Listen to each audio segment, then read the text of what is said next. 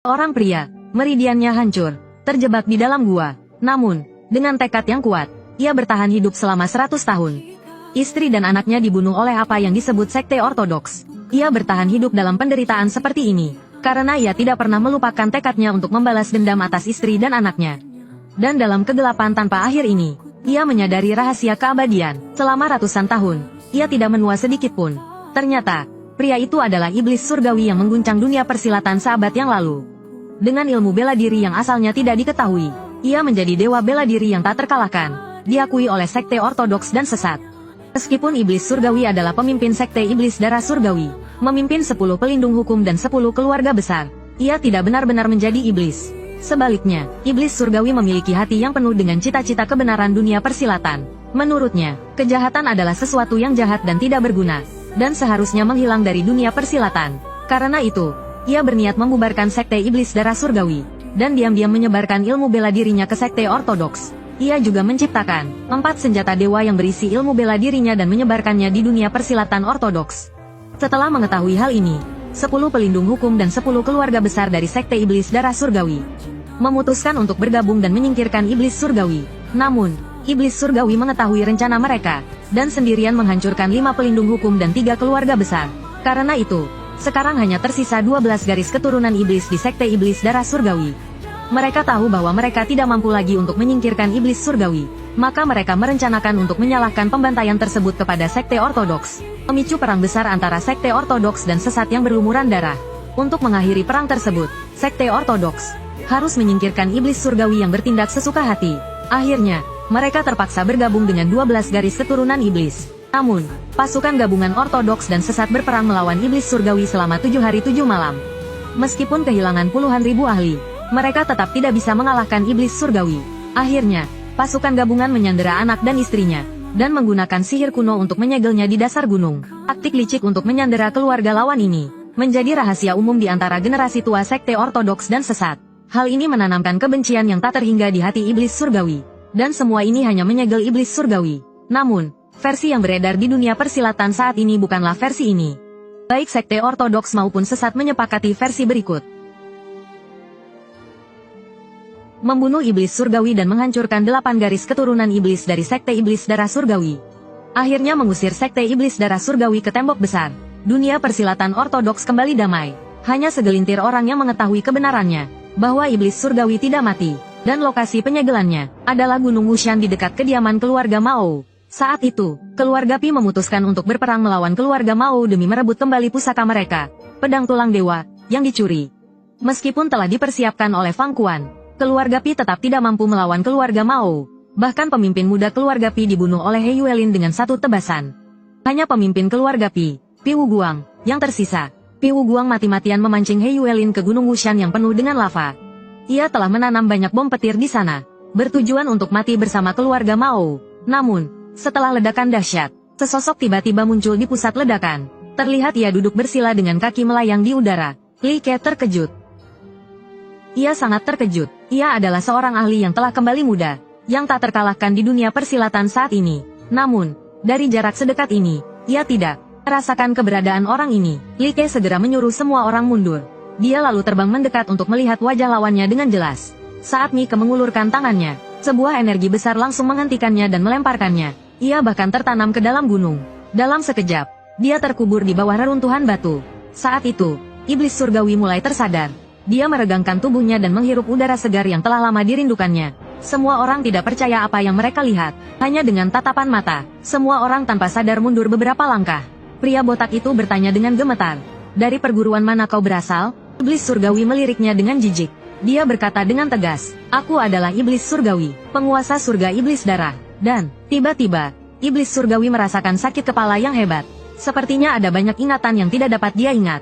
Melihat itu, beberapa orang merasa ada yang tidak beres. Mungkinkah dia kerasukan? Iblis surgawi terlihat meronta-ronta sejenak. Sepertinya akhirnya dia berhasil menekan kekuatan tak terkendali di dalam tubuhnya. Saat itu, iblis pencuri yang menyaksikan semuanya tiba-tiba melompat keluar, mengabaikan peringatan. Dia datang ke hadapan iblis surgawi, dan langsung berlutut. Dia tahu semua yang terjadi pada iblis surgawi 100 tahun yang lalu. Lalu berkata, hamba, sama seperti iblis surgawi, juga pernah dikhianati oleh surga iblis darah. Hamba pernah membantu surga iblis darah. keluarga Mawuhe, mencuri pedang Dewa Tulang. Tetapi akhirnya dipenjara oleh keluarga Mawuhe di penjara bawah tanah selama 7 tahun. Jadi, hamba bersumpah setia untuk mengikuti iblis surgawi, membantu Anda membalas dendam. Tetapi iblis surgawi sepertinya tidak mendengar apa yang dikatakan iblis pencuri. Dia langsung mengangkat kakinya dan menginjak kepala iblis pencuri hingga hancur. Pria botak itu memandang iblis surgawi yang sepertinya masih belum sadar. Dia mengerti bahwa ini mungkin kesempatan terakhir mereka. Dia menyuruh semua orang untuk menggunakan jurus andalan mereka secara bersamaan. Belum selesai bicara, semua orang melompat bersamaan dan menyerang iblis surgawi. Meskipun tidak sadar, iblis surgawi secara naluriah merasakan bahaya. Sebelum sempat bereaksi, sebuah ledakan besar menggema di langit. Namun, sebelum asap menghilang, sebuah tangan besar tiba-tiba muncul dari asap. Tangan itu meraih cambuk pria botak dan menariknya. Detik berikutnya, pria botak itu ditusuk telapak tangan. Serangan gabungan mereka tampaknya tidak melukai iblis surgawi sedikit pun. Saat itu, pria berkerudung akhirnya mengerti bahwa orang di depannya memang iblis surgawi. Melawannya sama saja dengan bunuh diri. Sisia juga tiba-tiba tersadar. Ini monster yang bisa mengalahkan Paman Like dengan satu serangan. Bagaimana mungkin kita bisa mengalahkannya? Pria berkerudung segera memerintahkan anak buahnya untuk lari. Namun, baru saja terbang, jalan mereka dihadang oleh pedang yang dikendalikan iblis surgawi dari kejauhan. Iblis surgawi mengayunkan pedangnya, dan pria berkerudung beserta anak buahnya langsung meledak berkeping-keping. Sisia dan pria berwajah parut ketakutan. Sepertinya mereka tidak bisa melarikan diri. Mereka bertiga memutuskan untuk bertarung sampai akhir. Mungkin lebih terhormat mati seperti itu. Namun, pria berwajah parut baru saja bersiap untuk bertarung. Iblis langit membunuhnya dalam satu serangan dengan kecepatan yang tak terlihat.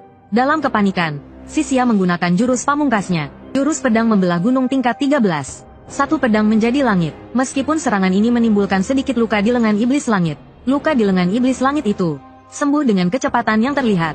Pikiran Sisia kosong. Ia bahkan tak bisa memegang pedangnya lagi. Sementara itu, Like yang terlempar ke gunung tak bisa bergerak. Seluruh tubuhnya mati rasa. Serangan itu sepertinya telah menyegel dantiannya. Like mulai menyesali kecerobohannya mendekat. Lagi pula, ia sudah menyadari kekuatan lawannya. Sekarang ia tak bisa bergerak. Sisia di luar sana mungkin dalam bahaya. Memikirkan hal itu, Like mulai menenangkan diri. Karena ia tak bisa menggunakan tenaga dalamnya, ia akan menggunakan kekuatan resonansi dari teknik Catduan. Saat itu, iblis langit hendak menghabisi Sisia. Tiba-tiba, suara dari tumpukan batu di belakangnya menarik perhatiannya. Sepertinya ada aura pedang tak tergoyahkan. Ia langsung mencekik leher Sisia di udara. Katakan padaku siapa nama orang itu. Sisia menahan rasa sakit dan menjawab dengan terbata-bata. Itu Paman Guru Like. Kedengarannya seperti orang tak dikenal. Kalau begitu, kau boleh mati. Saat itu juga, seberkas cahaya kemasan tiba-tiba menyerang pinggang iblis langit, dan langsung menghantamnya ke tumpukan batu. Orang yang datang adalah Like yang keluar dari reruntuhan. Like dengan hati-hati membaringkan Sisia yang tak sadarkan diri. Sementara itu, iblis langit keluar dari tanah dengan marah. Menarik, menarik, aura Like terus meningkat. Ia lalu memegang pedang tak tergoyahkan dan bertarung sengit dengan iblis langit. Setelah 300 jurus, Like mulai terengah-engah. Tapi iblis langit sepertinya bahkan tidak berkeringat. Namun, pedang di tangannya telah dipotong oleh pedang tak tergoyahkan. Iblis langit membuang gagang pedangnya. Kau memang hebat, tapi itu semua tidak ada artinya. Serahkan pedang tak tergoyahkan itu. Itu pedangku. Like bertanya dengan bingung. Apakah kau iblis langit? Iblis langit menjawab dengan mengejek. Dulu ada yang memanggilku begitu. Tapi kau tak akan punya kesempatan untuk memanggilku lagi. Like menyeringai. Sudah ku bilang, kau akan mati di tanganku. Namun, tebasan pedang Like dengan sekuat tenaga malah ditangkap oleh iblis langit dengan tangan kosong. Dan ia pun melempar Like. Luka di tangan iblis langit kembali sembuh dengan cepat. Kali ini, iblis langit benar-benar marah. Kalau begitu, ku beri kau sedikit pelajaran. Aura merah membara di sekitar iblis langit kembali meningkat. Ia melesat seperti meteor menuju Like. Iblis langit mengubah telapak tangannya menjadi pedang dan menyerang Like bertubi-tubi. Like mengayunkan pedangnya dengan cepat hingga meninggalkan bayangan. Tiba-tiba, iblis surgawi melompat tinggi. Lalu, kaki besar tak terlihat jatuh dari langit. Like mengangkat bucuo dan dengan susah payah menahannya. Dia sangat kuat, bahkan dengan tangan kosong. Like terkejut, sepertinya iblis surgawi ini, seperti yang kuduga, semakin kuat. Aku mungkin tidak akan bertahan lama. Meski begitu, aku harus bertarung mati-matian. Jika aku tidak membunuhnya hari ini, maka akulah yang pasti mati. Like melempar bucuo ke samping, dan memutuskan untuk bertarung jarak dekat dengan iblis surgawi. Sementara itu, dia diam-diam mengendalikan bucuo untuk menyerang iblis surgawi dari belakang. Namun, iblis surgawi langsung melihatnya. Iblis surgawi mengangkat tangannya dan mengendalikan bucuo, lalu mengayunkannya ke arah Like. Pada saat genting, Like mengambil pedang Kongdian dari pinggang Sisia untuk menangkisnya. Iblis surgawi melihat pedang di tangannya. Ternyata itu Bucuo yang berlubang. Lalu dia bertanya pada Li Ke, "Siapa gurumu?" "Sekte Pedang Surgawi Chuangxi." Saat itu, Li Ke teringat catatan di buku harian gurunya. Pendiri Sekte Pedang Surgawi adalah seorang iblis. Dan dia adalah iblis surgawi yang ada di hadapannya. Sungguh sulit dipercaya, dia ternyata pendiri sekteku sendiri. Iblis surgawi juga mengerti sesuatu dari ekspresi terkejut Li Ke. "Jadi, kau keturunanku." Iblis surgawi mengangkat komdian. "Jurus pedang pecah gunung memiliki 18 gerakan. Sepertinya kau telah menyempurnakannya. Tak kusangka ada yang bisa benar-benar memahami ajarannya. Kau generasi keberapa?" Li Ke tidak menjawab. Dia menunjuk pedangnya ke arah para pendekar yang tewas secara tragis. Dengan marah dia berkata, "Mereka seharusnya tidak mati." Tapi iblis surgawi tidak peduli. "Aku telah disegel selama lebih dari 100 tahun. Dan kapan saja bisa kehilangan kendali. Untuk melindungi diriku semaksimal mungkin. Bahkan sedikit kekuatan, harus kutekan sepenuhnya. Jika pendiri sekte adalah pembunuh yang tidak pandang bulu, lebih baik tidak ada sama sekali." Iblis surgawi tertawa dingin. "Aku sudah lama melupakan sekte pedang surgawi yang kubuat sendiri. Dan rasa keadilan di dunia persilatan. Semuanya telah lama hilang di kegelapan bawah tanah. Sekarang, yang ada di pikiranku hanyalah balas dendam. Aku harus membalas dendam." Saat memikirkan balas dendam, iblis surgawi kembali merasakan sakit kepala yang hebat. Sepertinya kondisinya tidak stabil. "Jika aku mengerahkan seluruh kekuatanku, mungkin aku masih punya peluang untuk menang." Li Ke berteriak lantang, "Jika kau membunuh orang tak bersalah demi dendam pribadimu, meskipun kau adalah pendiri sekte, aku tidak akan membiarkanmu hidup." Iblis surgawi menyeringai, "Coba saja kalau kau bisa." Saat itu juga, iblis surgawi mengambil golok besar dari kejauhan, dan menyerangnya dengan ganas ke arah Li Ke. Li Ke tidak mundur, malah maju melawannya. Setiap benturan di antara keduanya, diiringi suara ledakan yang menggelegar. Di tengah pertarungan, Li Ke merasa bingung. Mengapa setelah ratusan tahun, dendam iblis surgawi tidak berkurang sedikit pun? Apa yang sebenarnya terjadi saat dia meninggalkan sekte pedang surgawi? Mengapa dia akhirnya menjadi iblis surgawi dari langit iblis darah? Dia tidak punya waktu untuk mencari tahu semua itu. Li Ke tahu betul dia harus menghentikan iblis surgawi di sini hari ini. Jika dia gagal, dunia persilatan pasti akan dilanda pertumpahan darah. Aku tidak bisa membiarkan itu terjadi, meskipun harus mengerahkan seluruh kekuatan. Memikirkan hal itu, Li Ke melompat. Jurus pertama dari teknik pedang penghancur gunung. Satu pedang menembus langit, dilanjutkan dengan jurus kedua. Satu pedang membelah langit. Semuanya dengan mudah ditangkis oleh iblis surgawi. Iblis surgawi tertawa. "Ini adalah salah satu dari 100 jurus yang kuciptakan seabad yang lalu. Kau menggunakannya untuk melawan penciptanya? Apa mungkin itu berguna?" Li Ke menjawab, "Coba saja dulu." Teknik pedang penghancur gunung memiliki 18 jurus. Namun untuk mengeluarkan jurus pamungkas, setiap jurus harus digunakan secara berurutan. Tak lama kemudian, dia sampai pada jurus ke-17.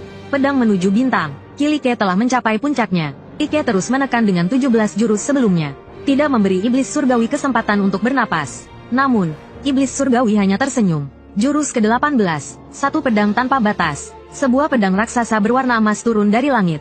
Iblis surgawi tidak menghindar. Dia bahkan tertawa puas. "Luar biasa, kau benar-benar mencapai ranah satu pedang tanpa batas." Ekspresi iblis surgawi perlahan berubah menjadi tegang saat menangkis serangan. Dengan ledakan dahsyat, iblis surgawi langsung tertelan lautan api. Li Ke menatap pusat ledakan. Dia berharap lawannya tidak akan pernah bangkit lagi. Tapi dia iblis surgawi. "Sepertinya aku harus menambahkan jurus itu." Dia telah memutuskan untuk tidak menggunakan jurus pamungkas itu lagi. Li Ke mengangkat kedua tangannya, membentuk simbol Taiji. Ternyata mereka yang melampaui tanpa batas dalam ilmu pedang akan memasuki ranah Taiji. Taiking dan Shaoyang adalah Taiji. Oleh karena itu, pedang adalah satu, hati adalah satu. Meskipun satu, juga bisa menjadi 100. Oleh karena itu disebut 10.000 pedang kembali menjadi satu. Teknik pedang penghancur gunung. Taiji menghimpun pedang. Ratusan pedang raksasa bersama formasi Taiji raksasa melesat turun dari langit. Iblis surgawi takjub. "Kau mencapai ranah Taiji melalui teknik pedang penghancur gunung? Bahkan aku, penciptanya, tidak menyangka." Iblis surgawi tahu kekuatan ini tidak bisa diremehkan. "Kalau begitu, aku juga akan menunjukkan sesuatu yang menarik." Iblis surgawi berubah menjadi bayangan. Cahaya keemasan di sekujur tubuhnya berubah menjadi merah darah seiring meledaknya tenaga dalamnya. Li Ke terkejut. Itu gangwan, itu adalah ranah legendaris yang hanya bisa dicapai oleh pendekar yang melampaui batas kemampuannya. Saatnya mengakhiri pertarungan ini. Li Ke mengayunkan pedangnya. Pada saat yang sama, serangan pedang Taichi yang tak terhitung jumlahnya menghujani iblis surgawi. Iblis surgawi menyadari bahwa bertahan secara pasif dengan energi pelindung bukanlah solusi. Satu-satunya cara untuk mematahkan serangan ini adalah dengan membunuh penggunanya. Memikirkan hal itu, iblis surgawi melompat untuk menyerang Li Ke dari jarak dekat. Semua ini sudah diprediksi oleh Li Ke. Saat iblis surgawi mendekat, Li Ke menggunakan Jurus pamungkas yang diajarkan oleh Master Kong Ye. Teknik caduan, resonansi. Tiba-tiba, sisik emas yang tak terhitung jumlahnya menyerang dengan kecepatan tinggi. Sisik-sisik itu dipenuhi dengan energi pedang Tai Chi. Dalam sekejap, iblis surgawi dihujani serangan. Semuanya berakhir. Energi Li Ke hampir habis. Dia tahu jika dia terlambat sedikit saja, dia pasti akan kalah. Dia pikir iblis surgawi sudah mati. Tetapi setelah debu menghilang, iblis surgawi berdiri dengan terhuyung-huyung. Li Ke terkejut. Apakah dia abadi? Iblis surgawi mengangkat pedang panjangnya. Sisik emas yang tak terhitung jumlahnya sekarang dikendalikan oleh iblis surgawi. Tampaknya kekuatan resonansi Li Ke tidak lagi bisa mengendalikan sisik-sisik itu. Li Ke terdesak ke tepi jurang. Sisik-sisik itu mengelilinginya. Apakah ini akhirnya? Pada saat genting, Li Ke mengerahkan seluruh kekuatannya untuk menggunakan resonansi. Tapi kali ini, dia menggunakannya pada dirinya sendiri. Kekuatan resonansi yang sangat besar menerbangkan sisik-sisik itu. Sebelum dia bisa mendapatkan kembali keseimbangannya, sisik-sisik itu menyerangnya lagi dengan kecepatan tinggi. Akhirnya, Li Ke terdorong oleh sisik-sisik itu ke dalam jurang yang tak berdasar.